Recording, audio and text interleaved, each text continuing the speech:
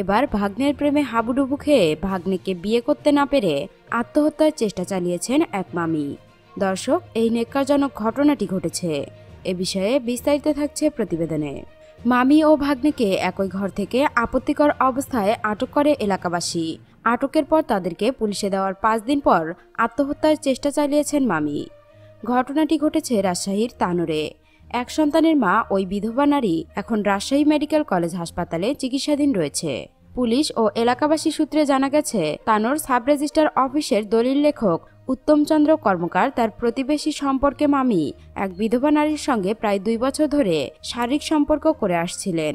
রোববার রাতে ওই নারীর ঘরে আপত্তিকর অবস্থায় তাদের আটক করেন এলাকাবাসী। পরের দিন সোমবার তাদের পুলিশের কাছে তুলে দেওয়া হয়।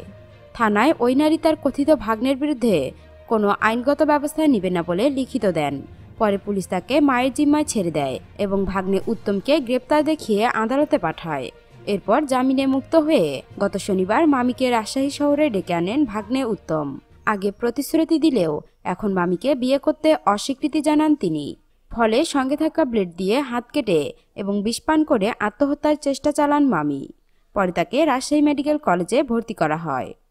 ঘটনার সত্যতা নিশ্চিত করে তানোর থানার ভারপ্রাপ্ত কর্মকর্তা ওসি রাকিবুল হাসান বলেন, ওই দিন বিধবা মামি তার ভাগ্নের বিরুদ্ধে কোনো মামলা না করায় ভাগ্নিকে 151 ধারায় আদালতে প্রেরণ করা হয়।